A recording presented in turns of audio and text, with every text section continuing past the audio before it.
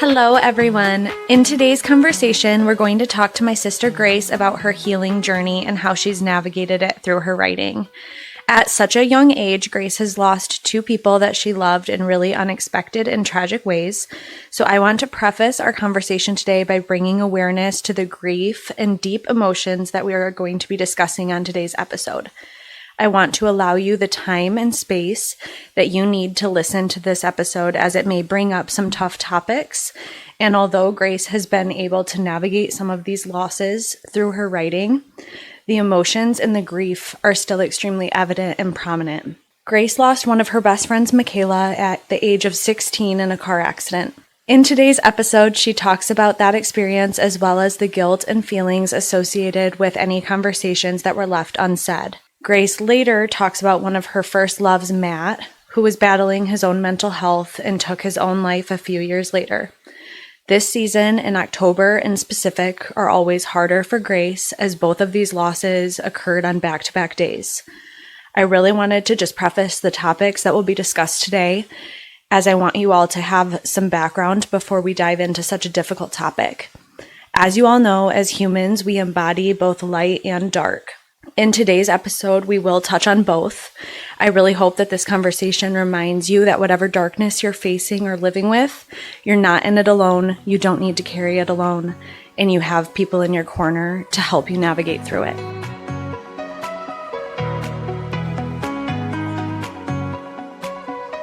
I'm feeling very grateful for our guest today, as we will be welcoming my dear sister Grace to the pod. Grace has always inspired me, not only in the way that she carries herself, but in the way that she embraces nature, her emotions, her feelings. While she wears her heart on her sleeve, I've loved watching her self-expression and growth through her creative endeavors. Grace is an artist through and through, whether that be in her love for music, her journaling, her style. You really get a feel for who she is and what she stands for without her having to say a thing. Her craft speaks for itself, and I'm so excited to dive into conversation with her today and discuss her journey through writing. Grace is currently in the process of compiling years' worth of entries, poems, and writings to create her first book. That will take us through some of her most joyous times, as well as some of her most difficult tragedies that she's experienced so far. I'm feeling beyond blessed that Grace is willing to open up and dive deep with us and share more of her creative process. I just adore her, and I hope you all do too. I hope this conversation inspires you to pursue your own creativity and own that as an outlet for any emotion you may be feeling today. Before we move into today's conversation, I would like to welcome Grace, my beautiful, dread-headed, creative, and soulful sister, and start with a fun rapid-fire game that Alyssa has put together to help you all get to know her a bit better. Woo! All right. Fun. Let's go. That was so beautiful. That was, Nikki. That was, wow. I love you. Welcome. So we're so happy to have you here. Oh, I'm happy to be here. Gosh. I'm just going to start it right off. Morning or night? I wish I could say I was a morning person, but I'm more of a night owl. What is your favorite season? Spring or summer? Climb a mountain or skydive? Climb a mountain. I'm a little I feel terrified of that. skydiving. Ooh. Are you more a talker or texter? Texter? Mm-hmm. Okay, I'll take that back. I love the voice memos. That's like how I text. Is I'll just send like a 3-minute full-on convo to them, and then I So feel not like it's really efficient. So not like necessarily talking over the phone, but getting all your thoughts out that way. And still hearing their voice or your voice, whatever. Yep. Yeah. Scale of 1 to 10, how good are you at keeping secrets? 9. Ooh, that's pretty high. I feel like I'm pretty good. Nice. Every now and then I might drop it on accident because I didn't know it was maybe something that was supposed to be kept a secret. Yeah. So. Has Nikki ever told you anything that she didn't want you to tell somebody and then you kept that secret? Same with like Nat? I dropped the ball on the pregnancy one. Oh, yeah. Yeah. Yeah, I think that was probably a big one. Yeah. I don't even remember who You dropped it to Aunt Tracy. I did. It was okay. Yeah. Well, they were over, and it was just like... Yeah, it was okay. It was on the top of my mind. Like, how can I not say that? But, yeah. What does a person need to be happy? People in your corner. I love that. I do too. Your favorite holiday? 4th of July. Such an easy answer. I don't know why I even had to think about that. That was 4th quick. of July. Hell yeah, I love America. Let's go. And we get to spend it by the lake too, so that's even True. better. Are you more sweet or savory? Savory. Fill in the blank. Taylor Swift is Iconic. Dude, we were listening to her soundtrack all night last night. so good. Gosh. I can't She's stop listening. incredible. I know. Have serious FOMO of not going to her concert. Same. I But should maybe have that's got a because I only ticket. see it. I could have. I just didn't want to spend the money. It was I super know. expensive for the ticket. And I was like, So expensive. so expensive, but God, so Yeah. worth it. I know. Have you guys heard of people doing like parking lot parties? Yes. Yeah. Like where Oh, they they'll just won't buy hang a out. ticket, but they'll yes. hang out outside where you can still hear it. Yeah. It's a sounds brilliant awesome. idea. It does. And then you get to bring your own. You're, like, drink. tailgating. You don't have to spend Yeah. the $20 for one drink inside the venue. It's great. Right. It's actually like I love a that. win-win situation. Yeah. Cats or dogs? Dogs. And the last one, ask for permission or beg for forgiveness? Probably ask for permission. I think that's really dependent on the situation and what you're having to maybe ask forgiveness for. Oh, that's a hard one. But That's a good Probably answer. Ask permission. Yeah. Yeah. I feel like you answered all those really well for not knowing what they were going to be. Thanks. So should we dive into it? Do you want to Let's share? dive. Let's do Yeah. it. Let's dive in. Do you want to share a little bit about your background or anything that you want our listeners to know about you and your like experience in school, college, writing, creating, whatever? Yeah, for sure. So I've kind of always had a passion for English classes all throughout school. I liked school in general for the most part too, but English I always loved. I loved reading. I loved the books and everything like that. Really loved writing. Like I remember freaking elementary school, I wanted to like literally wrote my own little book and stuff. So I've always loved it. High school, I dove way more into it. I really noticed like, oh, I love writing. Like we started to have more, I think, well, in high school too, you just get more experiences that you're able to write about in general. But yeah, I had some really awesome teachers and I think they were the ones that first ignited that passion for writing. Played soccer in high school, played soccer in college, which was awesome. Go to college. And I was actually studying to become a teacher. Wanted to teach English level high school. Decided my final semester of college, so that's not what I was going to do. But during that time, I was studying, getting my English literature major, decided to get a writing minor. And looking back, I almost wish I would have just flopped that. But to pursue the education route, I needed to do it in literature. Okay. But yeah, so I pursued that all throughout college. And my sophomore year of college, I had more like writing specific and creative writing classes. And that's where my passion really started showing. And I really was utilizing it for healing at that point. I had always used it for healing, but not until my like sophomore year of college. Probably I really dove into it. Okay. Yeah. Do you feel like it came pretty natural? Just, yeah. Yeah, I think so. Yeah, I'm trying to remember what like my first creative writing class was. I remember I had one in middle school and I loved it. It was my favorite. Yeah. I think my first one was just kind of like I think it was a poetry specific class. So that's where I was like, oh, I really have a talent with poetry. And I feel like that's where I kind of noticed it. And this does help. My professor was absolutely incredible. Michelle, I absolutely love her. She was kind of the person who was like, you have something here, like keep diving into it. So yeah, that's so nice when a professor like and they like see that and they're pushing you to do it. I had a lot of professors actually that really pushed me in my creative outlet, which was good because you don't always get that from professors. So that was good. Yeah. One thing I want to start with is a question that we do ask all of our guests that come on the podcast. What are you feeling grateful today, this week, or in this season? I was thinking about this on my way here. My friends. I absolutely adore my close group of girls that I gained from college. Just to have such a close knit, there's 4 of us, that's like my little circle. And the fact that every time I'm with them, like belly laughs, crying from laughing so hard, but yet you still have like those really serious conversations that you want and need for those people in your corner. And yeah, I'm feeling very, very grateful for them today. And they helped me out last night. Took care of me too, so that's always a plus. But Grace went out last night and she still showed up today. Ready to record. Yeah, we're here, folks. We're here.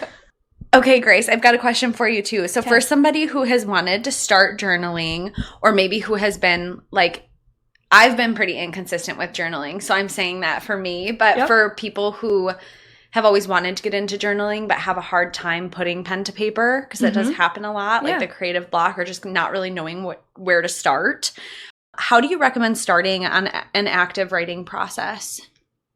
I'll explain, I guess, how it happened for me. I don't know if this will be the best way to really start it, but for me, I approached journaling as my outlet in really dark times or really sad times.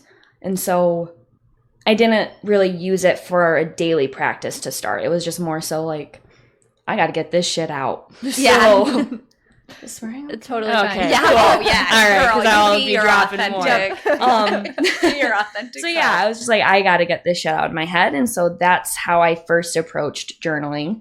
And then I got to the point where I think I was a little bit tired of only using my writing for that. I was like, there's more here than just writing about the sadness. And so then it got to a point where I was like, okay, I might not know what it is I want to write about today, but I know that I want to write something. So then Pinterest became one of my like really good friends, and I would just scroll for writing prompts. If I didn't know what to write about, or if I wasn't feeling sparked that day or that week to really write, I would just find a prompt that spoke out to me. It wasn't like we're going to follow a 30-day journal cycle or something like that. It was just, I can write about that. I have something to say with that question. And I think that once I started having those questions probed and asked, it became more and more natural to just kind of dive into those topics. Yeah, I think so.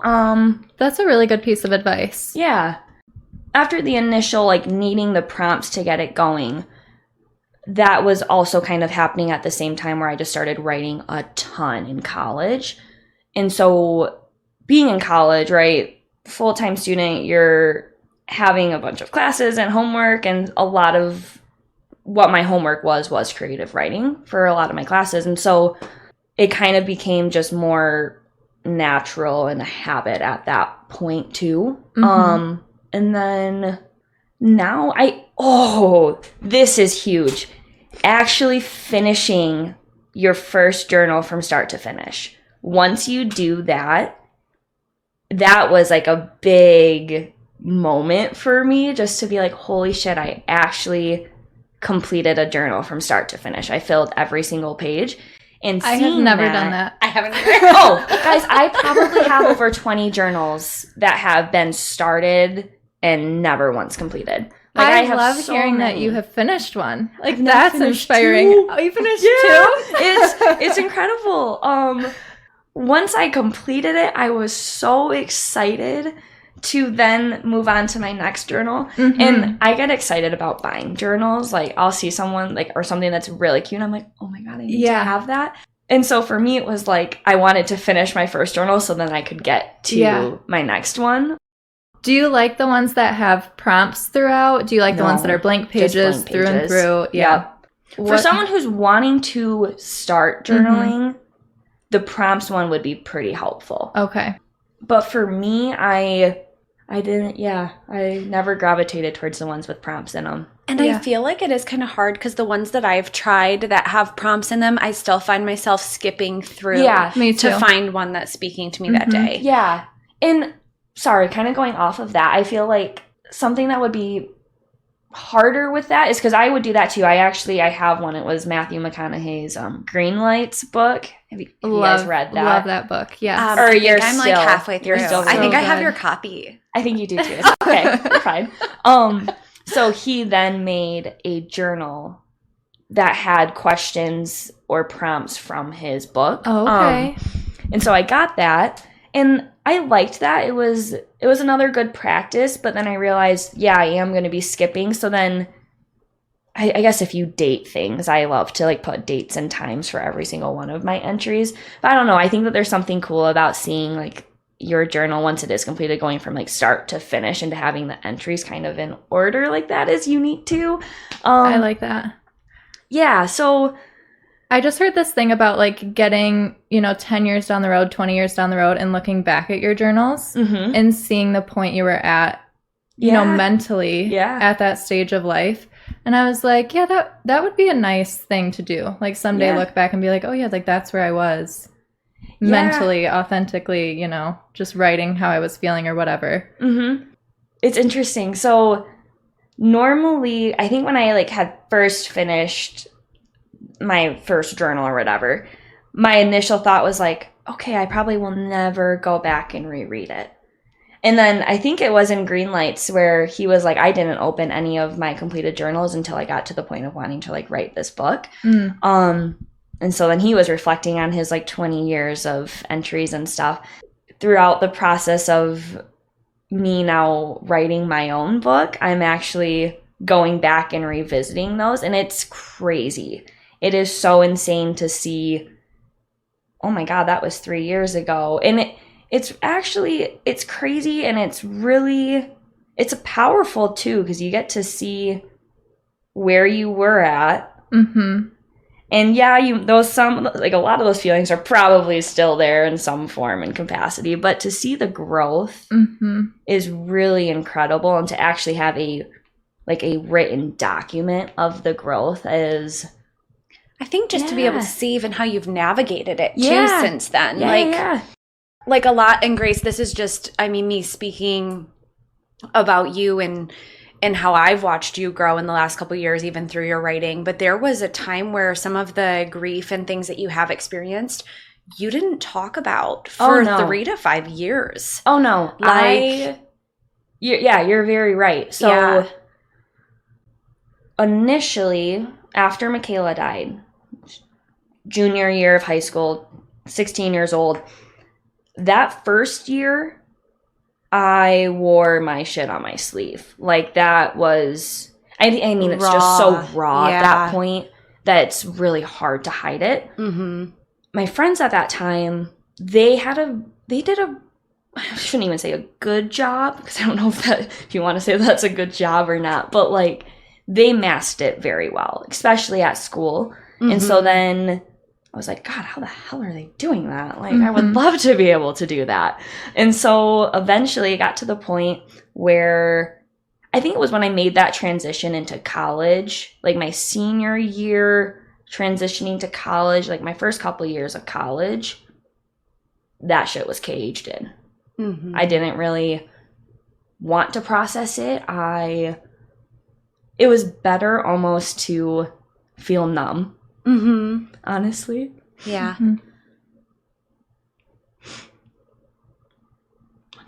No, yeah, you're good.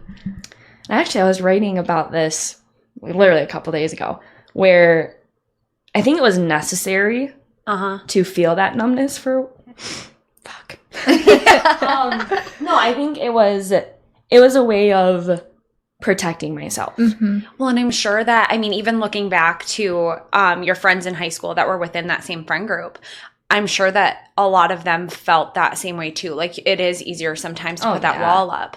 Oh my God. But it's a lot easier. Yeah. It is until it comes crashing down. Mm-hmm. So like the numbing aspect of it, you find ways to distract yourself, and that distraction it's good and it's necessary for the time that you need it, but eventually your body will tell you when it's time. Yeah.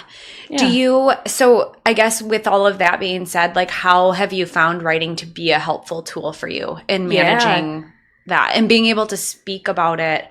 And obviously, like, it is still emotional. It's still hard, and it still brings up all of those emotions. But, like, these were conversations that we literally a couple years ago couldn't have. Like, it would... Because I couldn't get through them. Or it would just... It affect your whole day. Whereas now it can be a blip in time. Mm-hmm.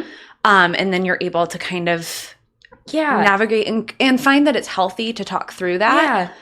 I feel like I have, like, a lot of different ways that I want to answer this question.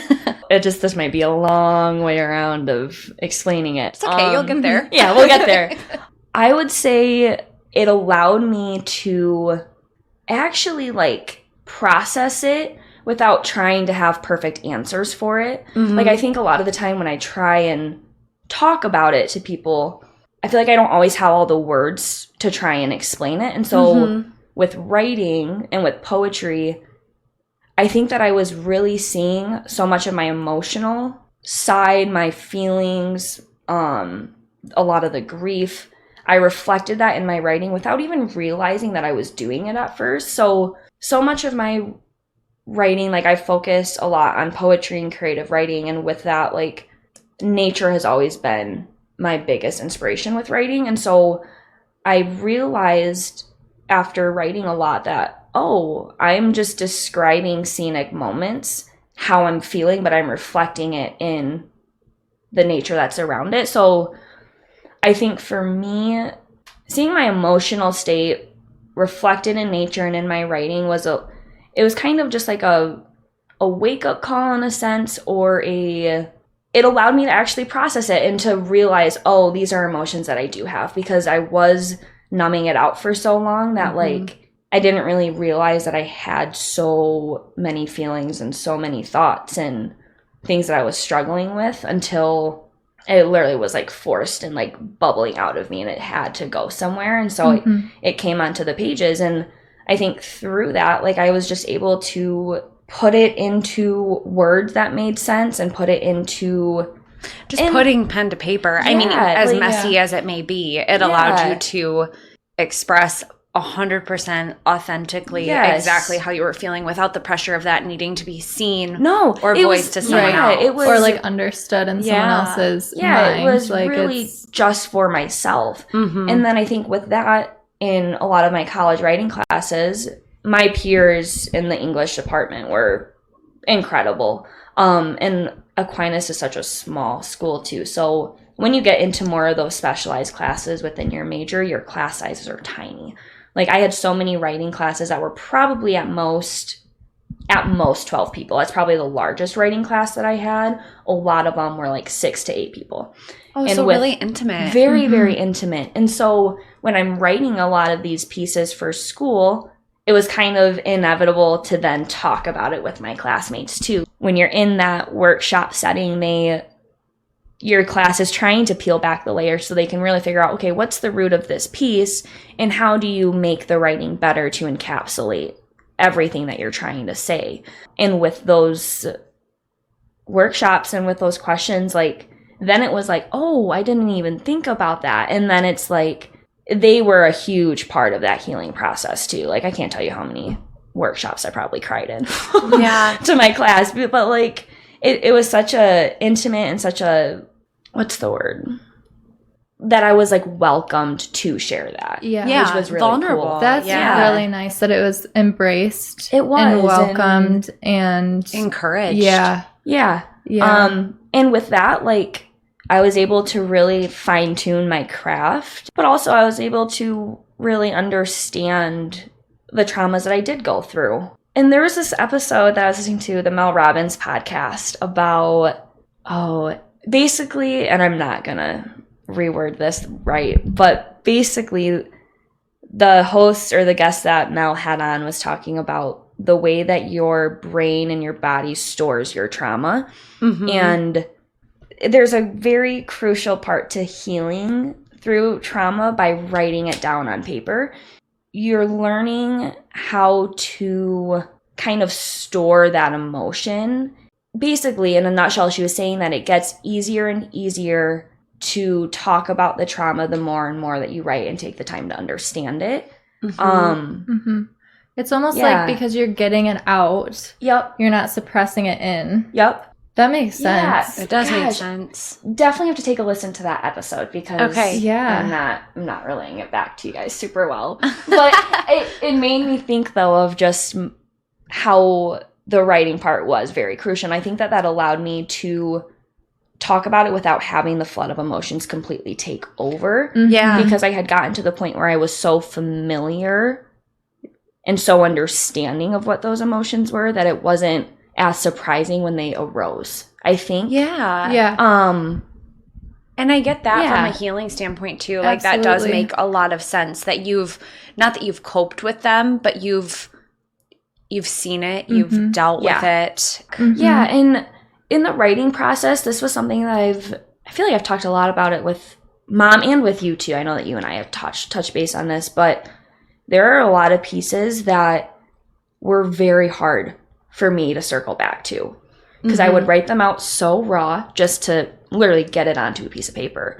But then when I actually wanted to turn it into a craftfully written piece, a lot of them, it was very challenging. It was very draining to have to go back and to completely rework it and to rack your brain and put yourself back in that very specific moment. And I think with like my writing, at least like for like my shorter essay pieces, my creative nonfiction pieces, it's such a highly scenic moment of such a short period of time that I really had to put my whole body back into that moment.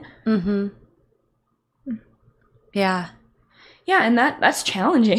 No, it's not, I can't even imagine. When we go back to like the numbing, right? Like you don't want to put yourself back in those places all the time. Right. Yeah.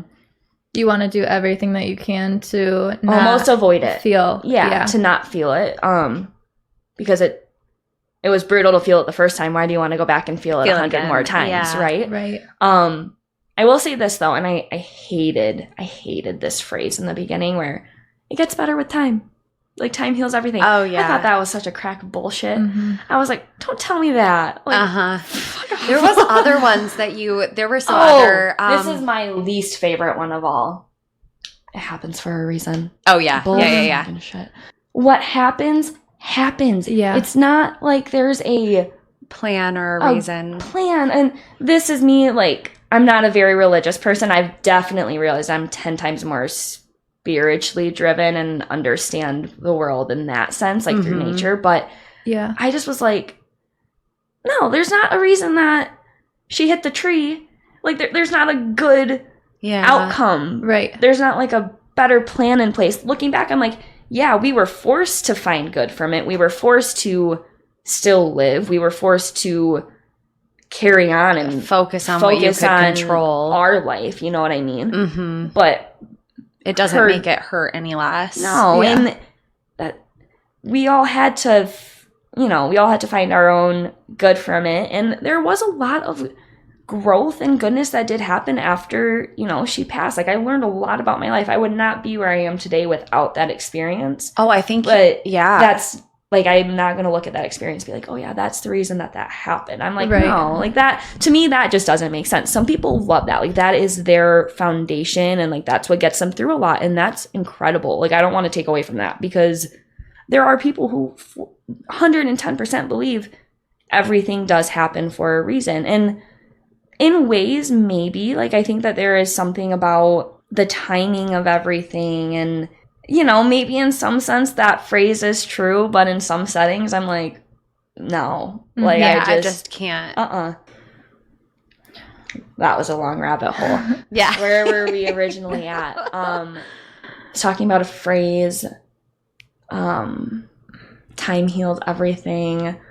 What was I saying before? Oh, the whole writing process and circle returning back. Yes. Okay, full circle now, guys. We're getting back to it. I do think that every time that I reread, reworked through a piece, pulled it apart, put it back together, added word vomit into it, and then took words out, through that process, it allowed me to heal. It allowed me to really come to terms with whatever the trauma or the situation and that piece was about. And I learned a lot through it too. Like I think through the writing, I'm able to reflect back on that instance or that situation and have a completely different perspective on it too. I'm going to quick stop the episode to tell you guys about our first sponsor.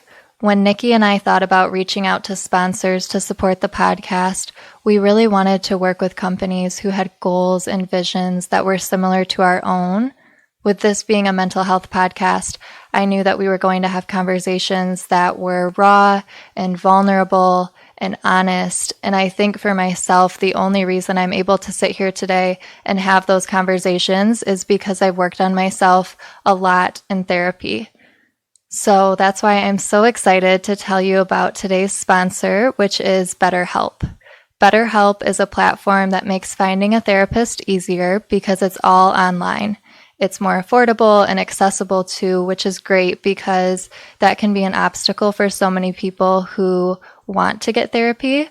They have you fill out a questionnaire so that they can match you to a professional therapist that will be a good fit. And if it isn't a good fit, that's okay. It happens. I had to see about 4 therapists before I found someone who I felt comfortable with. So the great thing about BetterHelp is that you can easily switch to a new therapist at no additional cost without having to worry about insurance or who is in your network, because none of that should prevent you from getting the support you deserve. So if you're interested, click on the link in the show notes below or go to betterhelp.com/lightlysalted. Clicking on the link helps to support our show, and it also gets you 10% off your first month of BetterHelp. Mental health is always something that I will advocate for, so I'm very happy to be working with a company that offers accessible mental health care.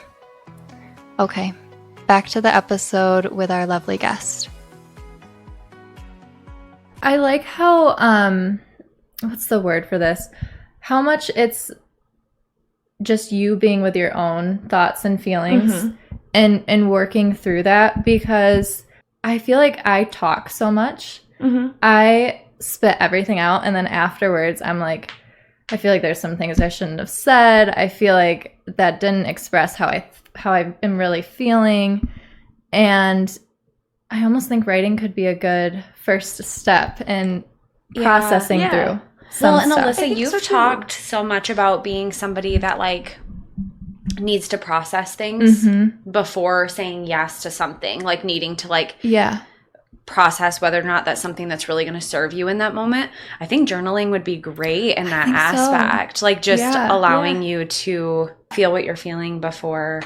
I think that like for me, I've always just been more intrinsic. Like I feel like I'm introverted in a sense. I feel like I'm a little bit of an extrovert, a little bit of an introvert, but I don't know. I feel like I've always been I enjoy quiet time with myself. Like whether it's like I'm just in like my own head or if I'm writing, you know, like I enjoy that. But I do think that like there's a lot of people who process through talking it out. Like that's kind of how they come to understand or make a decision, is through the talking aspect. And I think that everyone's a little bit different in that sense. But with journaling, you know, you get it all out and then you're able to like, I guess kind of like fine tune it and really understand it before kind of like making a statement that it's like, oh, well, that statement's not necessarily 100% what I'm feeling. And circling back to these pieces where you've wrote about grief or other very hard,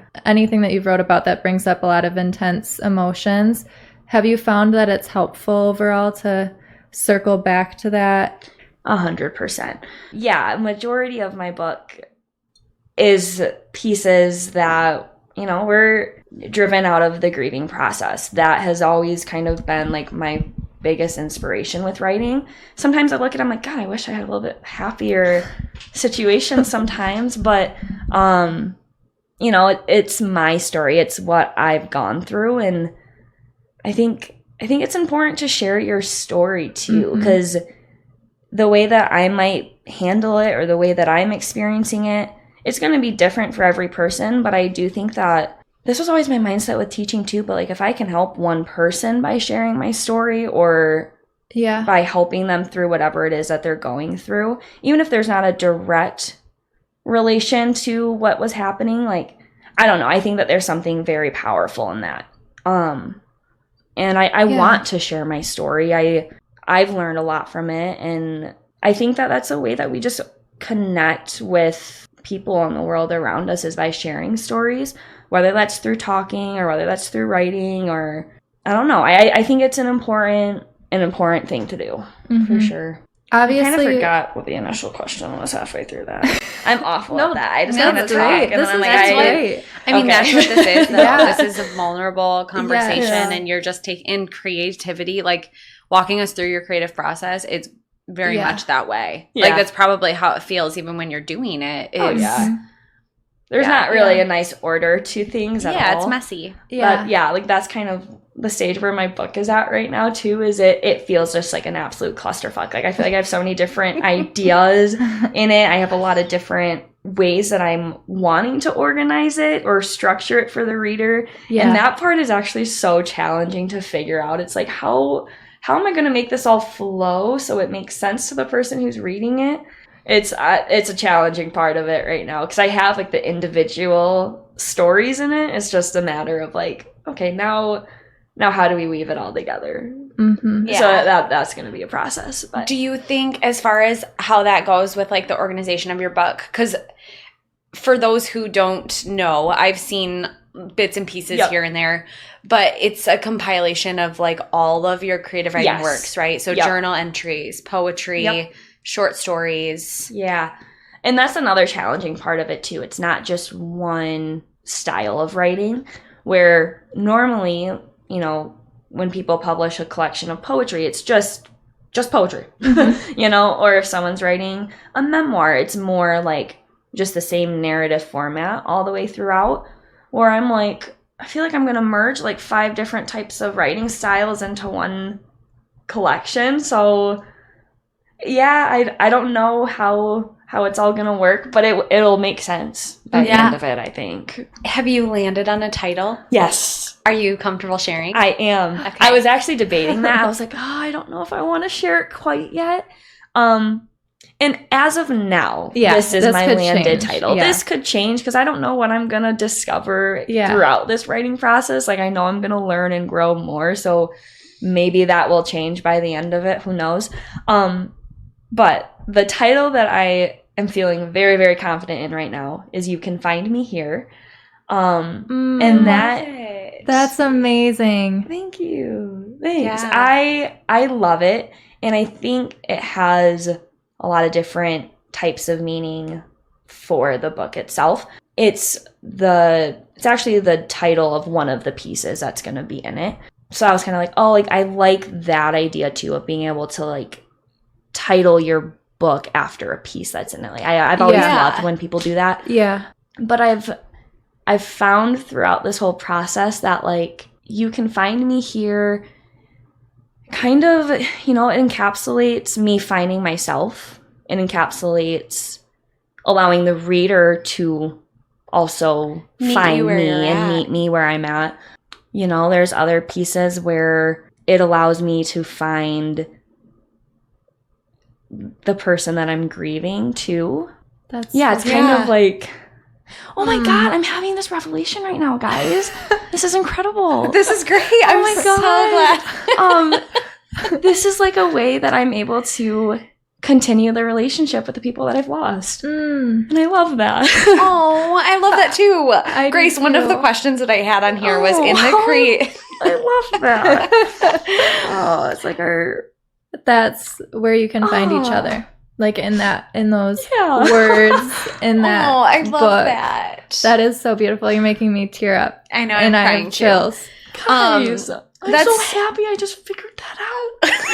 I think I always like kind of intrinsically knew that, but I never actually put the pieces together. Oh my gosh. I love that. Good. Now the title is like all right. The title is title is set in stone, guys. It is fully gonna be that. That's so fun. One of the questions I had on here, and I think that you've just kind of realized it, but in the creative process of building your book, what's been your greatest revelation?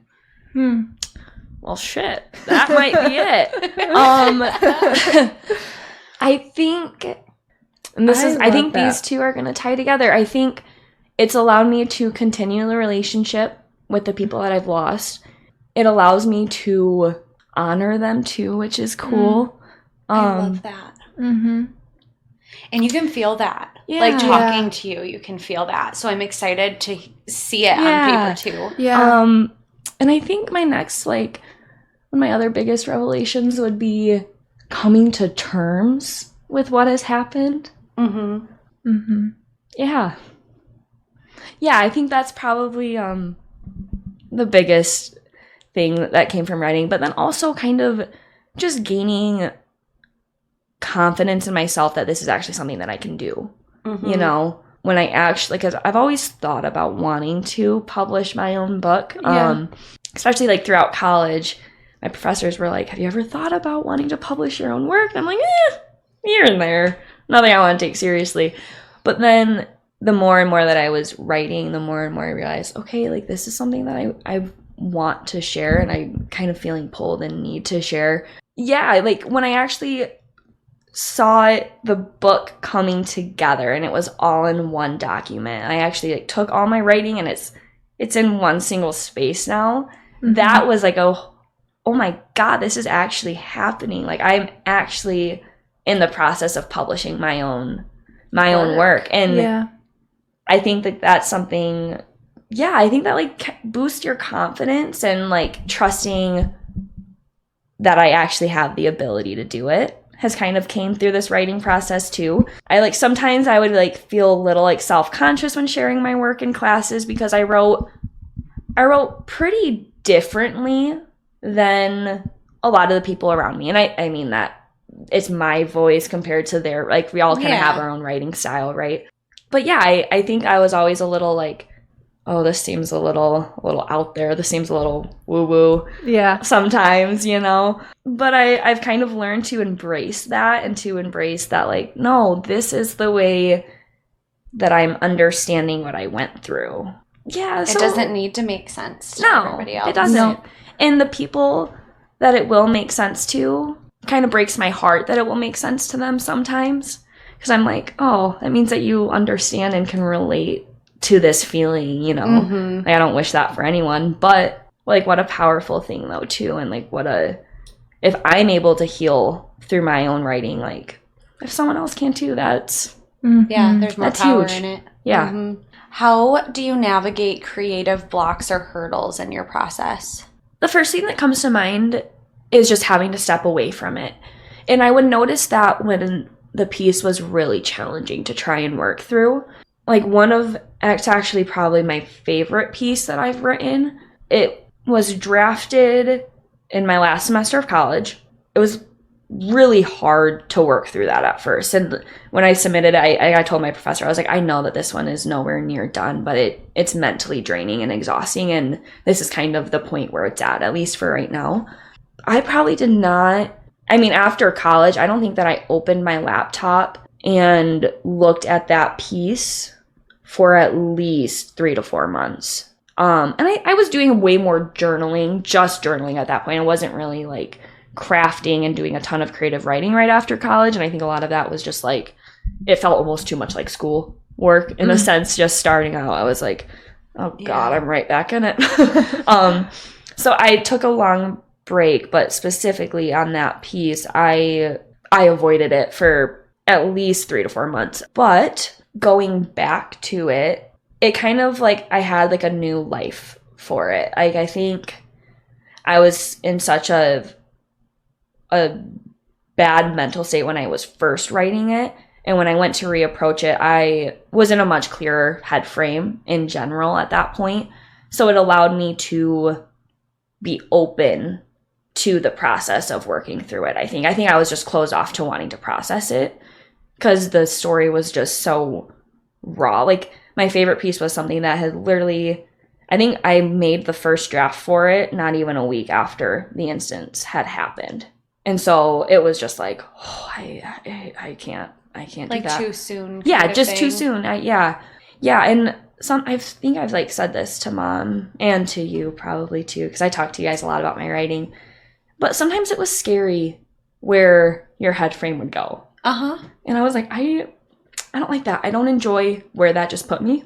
Yeah. I don't enjoy that it just put me in an absolute funk for a week. Yep. And I think that it's okay to like, oh, nope, I'm not ready I'm to not ready visit for that that at no. this moment. Yeah. And now I'm able to look back at that piece, and it's not even been a full year since I wrote it. And I'm like, yeah. Wow. Yeah. You know, like I can look at it. Oh, I love this. Like I can look at it with like an appreciation for it rather than like a hate towards it too. Yeah. Yeah. And I think obviously, so like this has been emotional, and I think like you're liking that it's emotional. Like, yeah, I'm thriving right now, guys. You're in your feelings. You're definitely in your feelings, but it's a good thing. And I think, I mean, even talking about pieces that have put you in a funk or things like that, like I think that anybody who's been close to you through your writing journey has seen that firsthand. Mm-hmm. I know that when you were like first starting to revisit some of those pieces in your book and getting things put back together, you had a moment where you were talking about fully dreading your entire head of hair, like fully dreading it. And right now, guys, we make life-altering decisions sometimes. Yes. In those states. For those of you that don't know, Grace has half of her head dreaded, and she really committed to a couple extra rows. She had... Oh, I had... Almost 75% of your head at least. Oh, at least. It was probably closer to 85% of my head was dreaded. And I was loving it. I loved it when I first put them in. Yeah. And then I got in my funk, and I was like, this shit has to go. Yeah. Can you describe the funk a little bit? Yeah, 100%. Do you feel comfortable? Yes. Okay. Yes. So... just might be a couple tears along the way, but I feel comfortable sharing I just remember it, and obviously I am not living with you anymore, but I remember coming home and being like, oh, Grace is a little off. Like they're like, making big decisions. Like she had a comb in her hand and she was brushing brushing shit out of her dreads. Okay. And I just want to hear Yes. That. So I love my dreads. I think that they hold a very special place in my heart. So yeah, I had added more, and I feel like it's a way of self-expression, and kind of like it makes me feel like me when I have them. So now I might be, why the hell did I brush so many of them out? But the ones that I added in, I did them very fast, very spur of the moment, where I was just like, it was after the Little Mermaid movie. And I was obsessed with her hair. And I was like, oh my God, I'm fucking dreading my whole head. I'm doing it. And so I just add them on in, and I did not take the normal quality amount of time that I would for my other ones that I had started. And there was something really like that I loved about kind of the sporadic thing. And I was like, I'm going to let these ones just kind of take form. And I was loving it. And then I started... working more and more on my book and like crafting it. And then I got in a funk. There was a lot of emotions with all the pieces that I was working through. And at that point, I had just kind of read through every piece that I did have in it. And I was just kind of making like my first initial thoughts, trying to see, okay, how do these things connect, right? So I probably had read through it maybe like once, 2 times, did that. And then I was starting to focus more and more on specific pieces.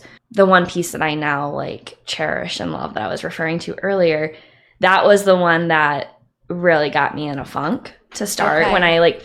When I did finally go back and approach it, I was like, I can do this. I'm ready to work through it. But I was doing it like back to back for multiple days in a row. And so I wasn't giving myself space between each time I went to revisit it. So I think that was probably where it stemmed. And then it was just like, I don't really know how to describe the funk other than like, it was a funk. Like I was not happy. Yeah. I wasn't, my mind was scaring me again. Yeah. I think like that's kind of how I describe those funks, is when I'm like scared of of what my brain is thinking. And I wrote this actually, and this was really cool. I had written this in my first journal that I completed. And I remember it being such a big moment at that time where I realized I have control over my mind.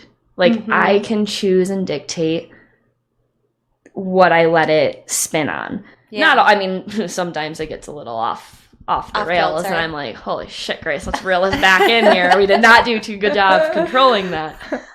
But yeah, so I was in a funk, and I think I needed to let go. There was a lot of things that I was just like, I need to let shit go. So the first thing was my dreads. And so I brushed out those new ones that I had added in a couple months prior.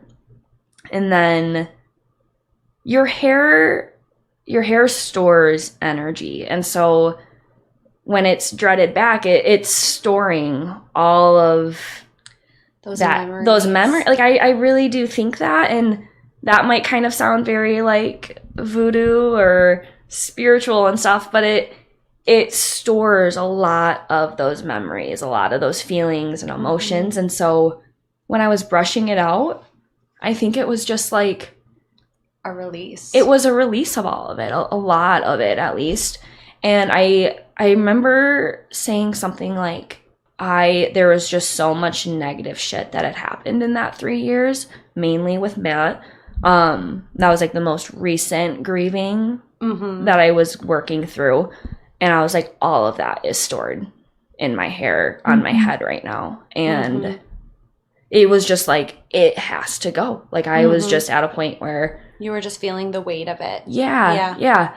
And so I was brushing those out, and then throughout the brushing process, that put me in even more of a funk, because then I'm sitting there and I'm like, what the hell am I doing? I love my dreads. Like, why am I brushing these out? And now I'm missing them, and now my head feels super light, and I don't like that. And so then it was like I was wanting to like release and let go of the things that I was storing, but then it also made me sad, because I was like thinking on it, I was like, but there's a lot of good that happened in that time too. Oh, like, this is like a perfect both and moment. It really was like, it honestly, like, even when you and I were having that conversation, because you talked to me about the energy and feeling heavy and wanting to rid yourself of some of the darkness that you had been coping with in the last 3 years that you felt was being stored in there. And then you did kind of allude to the joy and the friendships that you found and gained, and how those are in there too. And wanting to shed one without shedding the other. And it just kind of brought me back to our episode that we recorded with Kristen, talking about energy and how we, just being close to other people, you're picking up those energies and needing to brush them off or shake them off. Right. In whatever capacity that looks like. Releasing that energy. Yeah. And so it was just, it kind of brought me even to a full circle moment. And I understand that too, Grace. I obviously had dreads too, so I went through the journey of that, and I remember being so sad when I parted with them and brushed them out. Well, and then it feels like you're losing a part of yourself in that process too. Like, who knew you could care so much about hair? But it was just like it was like oh God, I just brushed all those out. Do I regret brushing them out? Do I feel better from brushing them out? Fuck, I don't know. Well, I think it's good, too, that you kind of stopped. Like, you brushed out a good amount. I did. And then you took a pause, let yourself feel what you're feeling. Where are you at now in your dread journey? So I started brushing out some, so now I have, like, a half a row across the top of, like... your head? So, like, the bottom half of my hair is dreaded, right? And the very top row of that, like, I have one portion where... there's none, and then on the other half of my head I'm like, oh yeah, those are still there, so it feels just weird. I'm like, it's not an even line, so brushing my hair is getting really annoying right now. And I think I will finish brushing out that row, because those ones also just are not done as well as the ones that are underneath them. Like, they shrunk up as they were like maturing, and so like the bottom half of them are like super thick, and then the top half of them are like thin and how I want them to look. So they're feeling funky. Like, they're feeling funky. Yeah. They don't go in straight lines. They're like a L shape, some of them. So I'm like, okay, I think those ones I can let go of, brush out, and then if I want to add them back in, I'll just take a little more special care and time with them. But yeah, I think that's kind of where I'm at with it. But I do want to leave the half that I still have. To think that I saw you at yoga. Do you remember? And I asked you, I was like, your hair looks so different. Yep. No idea that there was all this behind it. Yeah. Crazy, right? Yeah. Your funk was how many weeks ago? Was that 2-3 weeks ago? Like it was kind of recent. It was a little bit longer than that. Okay. Probably a month and a half ago. A month and a half ago. So how are you feeling today? I feel good today. You feel good now? Yeah, despite a night out last night. I feel good.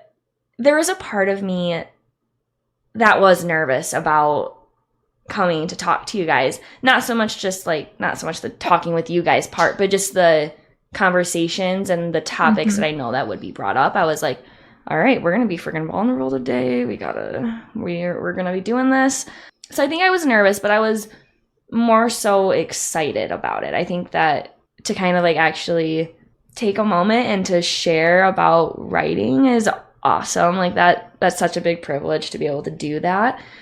So yeah, overall I feel really good today. I'm in a good headspace, and that feels good. Good. I'm glad to hear that. So the first thing that I just keep thinking of as we're having this conversation, one of my biggest reasons for doing this podcast is to have conversations with people who have gone through some shit and have found ways to move forward. Mm-hmm. Because everybody goes through some shit. Yeah. Everybody loses people, and everybody is dealt a bad hand at some point. And I love that you just said. But I think there's a lot of power in hearing how other people move through their shit. Mm-hmm. And I just want to get those conversations out. The other thing is, can you speak to how you move through those funks, whatever works for you, or do you just sit with it? Like, it's a mix of like a lot of different things. I think I just sometimes just have to sit with it. Mm-hmm. I do better when I get things released in my body. So like I'll try and like, if I do notice, oh my God, I'm getting into a funk, I'm like, I gotta go take a walk tomorrow, or I gotta do something. Sometimes it's like, sometimes the funks will turn into like, if I'm not releasing it in my body, I'll get to a point where, and God bless Mario's heart, he's been with me in a lot of these moments where my whole body, like I just clench up. Like I will squeeze my fist as hard as I possibly can. My whole just my entire body will just kind of coil in on itself, I think is a way of describing that. And that's when it's like the funk is kind of like at its peak. Getting it and releasing it out has been super helpful in multiple capacities, whether that's actually moving my body, because your body does store trauma. Mm-hmm. It stores it. You'll notice it in either throughout your whole body. You might notice it in very specific parts depending on the trauma that you're experiencing and trying to work through. I noticed mine a shit ton, like in like my chest, probably because my heart fucking is broken. Yeah, walking it out helps. Crying, I love to cry, so cries help. Writing, obviously, we've kind of been talking about that this entire time. But sometimes when I'm in a funk, writing's not always the best place to go, because my mind goes to dark places, and I don't always like seeing that so truthfully on a piece of paper. Yeah, so it's not always the best place to go to, depending on where I'm at in the funk. But okay, I'll take that back though, because I always feel better after it. Like I always feel a little bit lighter getting it onto a piece of paper. Mm-hmm. Yeah, I just have to be cautious to not get stuck there. And getting out of my own head. Yeah. Hanging out with my girlfriends. Like, I feel so much lighter after it, because I'm like, oh my God, you're able to cry, laugh. Yeah, mm-hmm. Right? Like, if I'm going to go hang out with Brie, oh my God, her and I always have the best freaking life conversations. And I feel, even if we are having heavy conversations, and I tell her, I'm like, look, like, I'm not okay right now, I feel better after it. Mm-hmm. But I've really found spirituality, I think, throughout this process. And I had wrote something down where I was just so in awe with nature. Like, I was just in this moment where I was like, there's so much that you can learn from every living thing around you. Yeah. Like, we all share things and characteristics with plants, with animals, with the sun, with the moon. And so throughout my writing, I didn't realize it at first, but a lot of my pieces, I have specific images, specific animals type things as kind of like the nature element for the piece, I guess. And then when I was writing Seagulls Dance, and that's a piece that I want to share with you guys, after I finished writing it, I was just like, what do seagulls symbolize? And so I looked it up, and I wrote about them in the way that they're supposed to be understood. Like how they're supposed to be understood. And then I looked at more and more pieces, and I kept doing that. Like, I was embodying the symbolism of the specific element the way that it is understood and intended to be. And I didn't really know that I was doing that. There's some pieces in like poetry where I'm like, okay, I need a different word, so something that's a synonym of this or something that means this, you know, like sometimes I would go and search for that. But a lot of my creative essay pieces, I didn't really do that for. And it was really cool to like sit back and be like, I understand what Mother Earth is telling me. Like, I'm picking up on her signs, which is really cool. I love that. Yeah, like I'm interpreting her messages the way that I think I should, and that's really cool. Like, it makes me feel connected. Like, I feel grounded, and I feel really connected with that.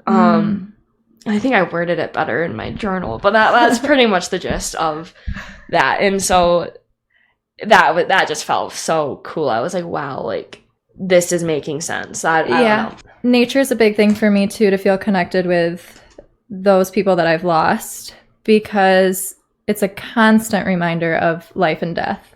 Birth and rebirth. The balance that you find in nature is crazy, because you like it. Seriously, it does. It shows you both ends of it, and it shows you how it thrives. In the middle of all of it too. 100%. And you can't have one without the other. Oh no. I don't know. I feel like those are things that like help me. And then family, like, that's crucial. That's like my backbone. 'Cause I wear my emotions on my sleeve. So it's like when I am in a funk, it's known. Like, everyone approaches it in their own way, which is awesome, you know, like. Yeah. What support do you love to receive? That's a really good question. It is a good one. I love hugs. Hugs are fucking great. Me too. Dad gives the best. I know. Like, whether you're in a funk or if you're not in a funk, he can just give you a hug, and sometimes it makes you want to cry. That is like, very just true. a hug from him. Because he'd be like, something's going on with you. I don't know what it is, but here's a hug. And then I'm like, oh my God, thank you, Dad. I loved that. That's exactly what I needed. Best support that I like to receive. Just someone being curious and asking. I love that. Like, being able to share it and release a little bit of the burden of feeling like, oh, this is all on me. Yeah, you're not in it alone. No. And I think that's like, I tread pretty cautiously with you sometimes, just if I notice that you're feeling down or off. But I do always try to ask you, like, is this something that you're ready to talk about right now? And if it is something that you want to open up, I'll usually pull you aside. Like, we'll have more of a private conversation, and I'm just like, hit me with it. Like, I'm here to share that with you. Like, whatever you're feeling, put some of it on me. Like, release. Yeah, I think like that's the best. And I know people who are like, I don't want to put that burden on someone else. Like, Mario is very much like that, and I'm not going to share too much about him, but he's very much so I can handle this on my own. Like, I don't need, you know. And I think men are probably just wired more so like that than women are. And I it's not a bad thing to lessen the burden and to put it not necessarily that you're dumping and putting it all on one person, but just they're there to help share the weight. Yeah, absolutely. Like, I would hope to God that anyone else in my family would put a little bit of that burden on me, so, like,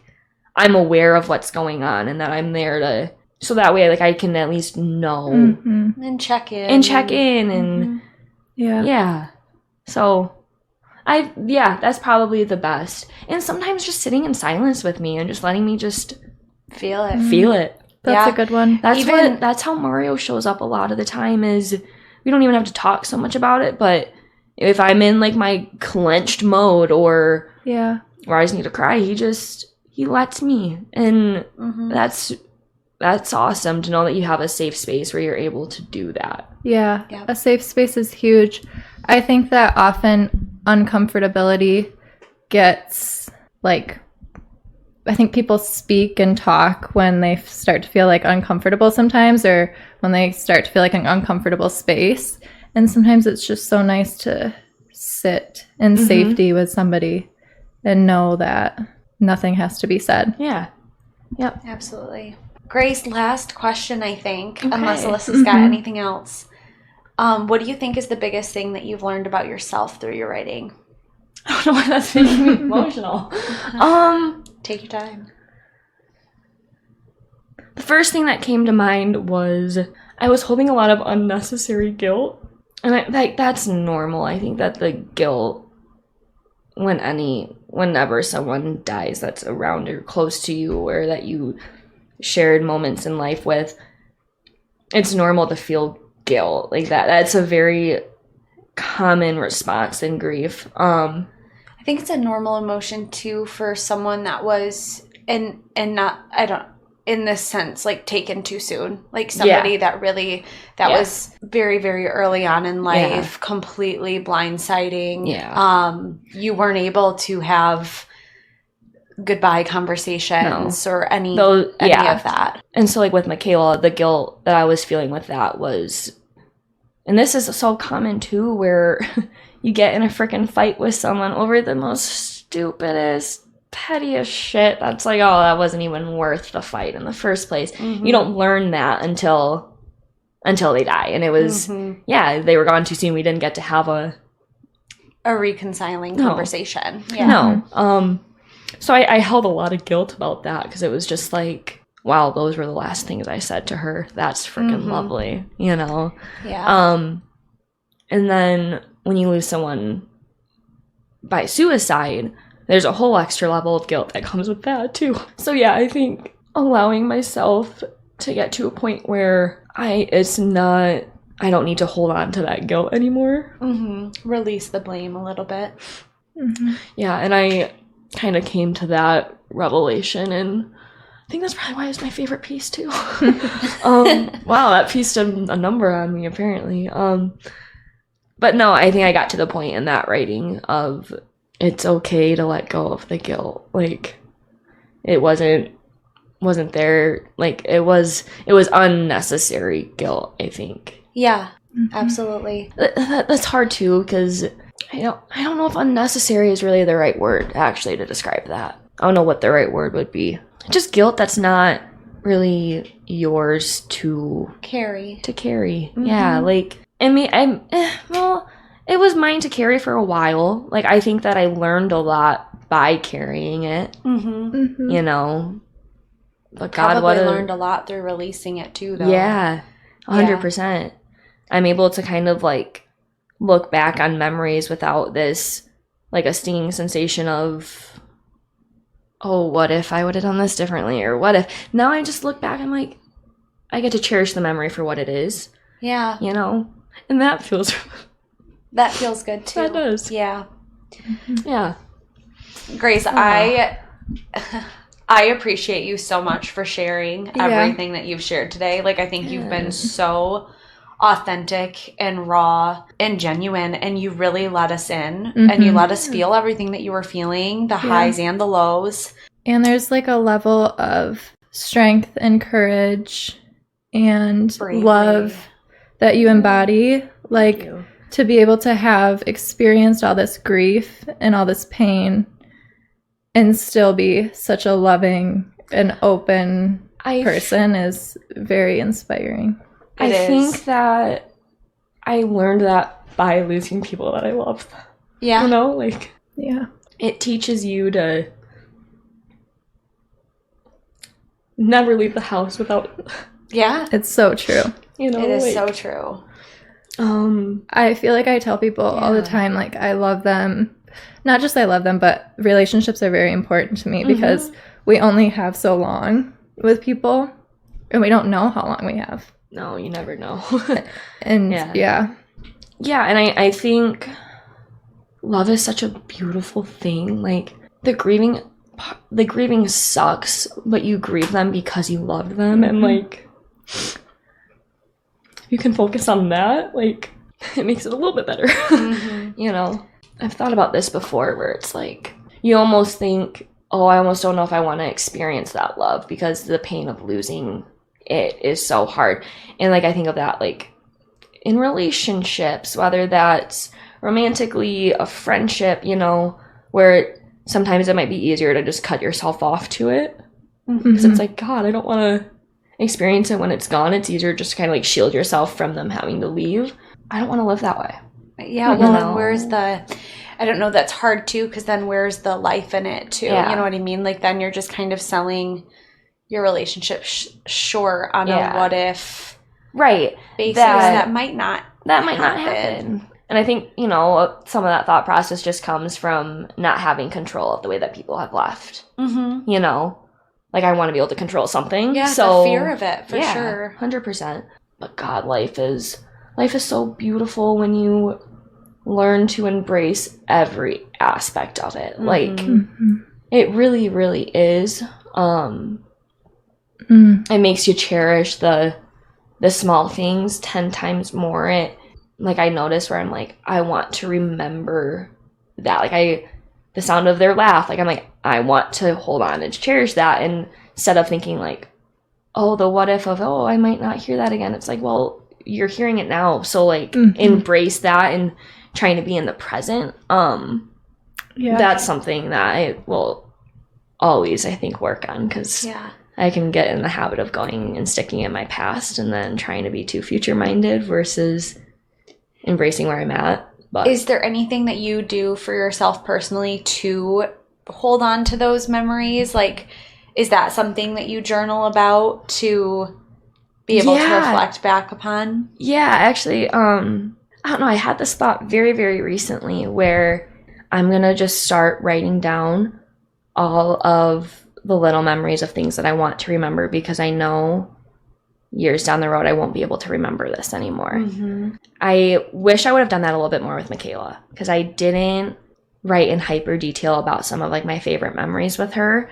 Most of those are the feelings after she had left, where with Matt, I've started to really focus on key memories with him that hold very special places in my heart.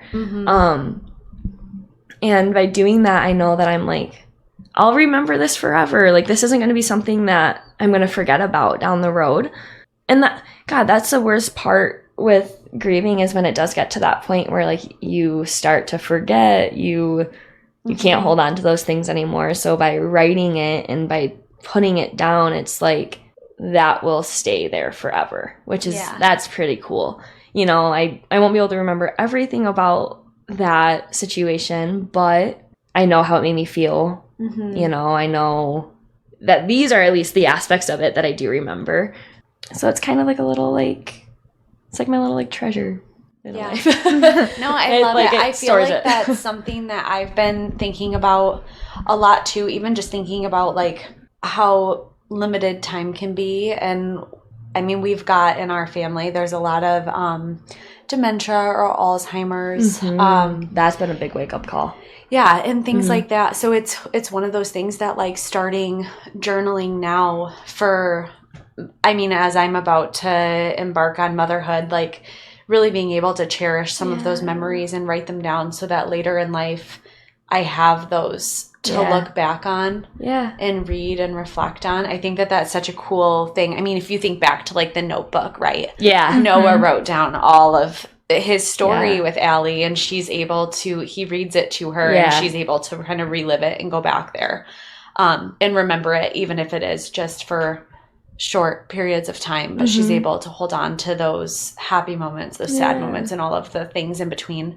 And I think that that's another really powerful writing, self-discovery, journaling kind of tool too. Yeah, it's pretty cool. And I love that you have been able to navigate losing Matt in that way too, because I know obviously Michaela was very raw, Matt was raw too. They both of those tragedies struck really heavy, but I think you learned a lot from the first one. Yeah. That you didn't want to go through that again without having those really detailed, vivid, good moments to pull back onto. 100%. And I love that with Michaela, you have a lot of funny videos and memories like that where you were lip singing and able to cherish some of those funny dances, because I love watching those back too. Like you can really see the joy and the beauty of that friendship there. So I think sometimes it's okay to whip out the phone and have some of those moments caught.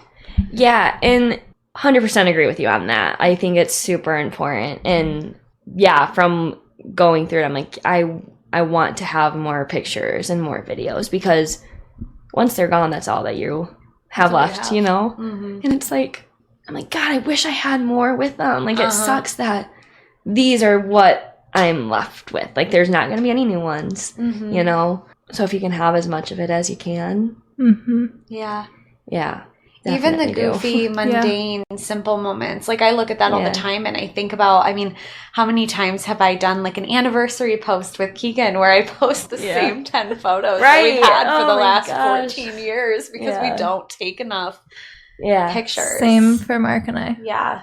Just gotta keep remembering to do that and like, make it a point to do it. Definitely. I think that there needs to be a balance with it, though, too. Yeah, for sure. You know what I mean? Because it's like, even if it's a Polaroid, so it doesn't feel like you're on your phone. Like right. Something that's hard copy of it. Yeah. Right. Because that's sometimes, too, where I'm like, I want to be videotaping it, but I'm like, but I also want to be, like, fully in it. Experiencing the moment. Yeah.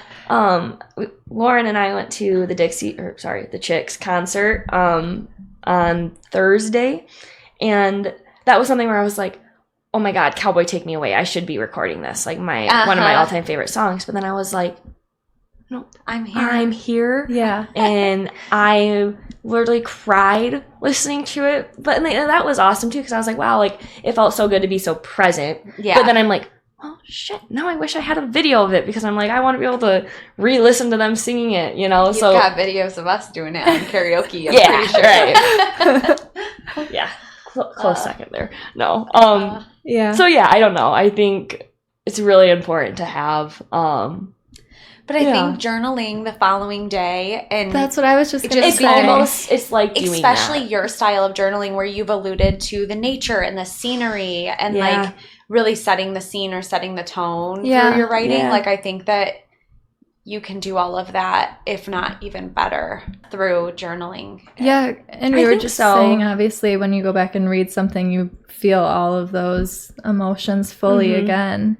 And it puts you right back in that space like a photo was. Yeah.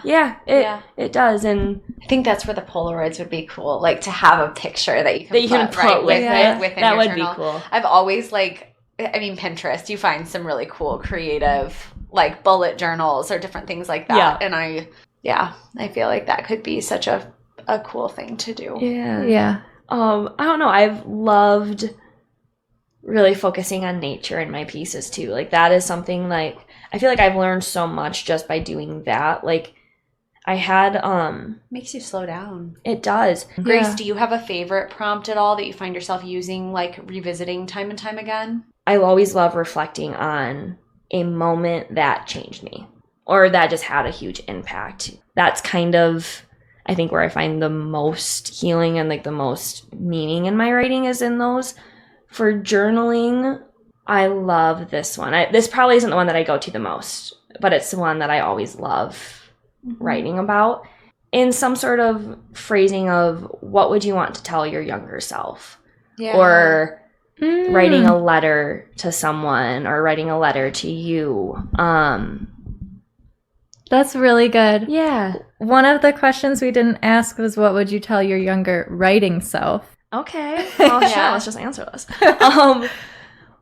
There's a lot of things. There's a lot of things I would tell my younger self. Cherish the moments that you have with the people that you love. Don't take it for granted. What else? Go easy. Just go easy on yourself. Give yourself grace. Mm-hmm. Literally. Mm-hmm. It's better out of your head than in your head. Mm-hmm. I always loved this. Don't let the hard days win. Oh, I love that too. Yeah. That one's powerful. Yeah. Mm-hmm. Okay, so since we started on rapid fire, it kind of makes sense to end on rapid fire, right? Yeah. A little bit. Grace, if you could describe yourself in 3 words, what would they be? Loving. Understanding. Mm-hmm. This is like 3 words in one, but I feel things deeply. Deep. Mm-hmm. Yeah. Boom. Yeah. I love that. Yeah. I think it takes us through your writing too. Just the whole journey all the way around. Yeah. It truly sounds like it's been a journey of self-discovery and learning to love yourself through all of it. Yeah. Being understanding with yourself and giving yourself grace and releasing the guilt and allowing yourself to really feel those deep emotions, whether they be dark, whether they be joyous. I feel like you showed up today very raw and you shared all 3 of those things with us. Deep, loving, understanding. I think that everybody listening felt that. So yeah. Thank you. I hope everyone listening goes and hugs their loved ones and their friends and family. And I hope that you all feel loved today and know that you're not alone in the world. Just know that it's okay to share whatever it is you're going through if you feel comfortable doing so, that you're not in it alone. Yeah. Yeah. Stay tuned for Grace's book when she publishes that. And you can follow her on Instagram. Do you mind sharing your Instagram handle? At Grace Avery 12. Awesome. Thank you. Thank you, guys. Yes. I just wanted to thank you guys for listening to today's episode. If you enjoyed listening and want to help support us, it would be great if you could leave us a rating and leave us a review. It means so much to us. You can do this on Apple Podcasts, Spotify, or wherever you get your podcasts. Don't forget to follow us on Instagram at The Lightly Salted Podcast if you want to stay in the loop on everything happening behind the scenes. Have a great week, everybody, and talk to you next Thursday.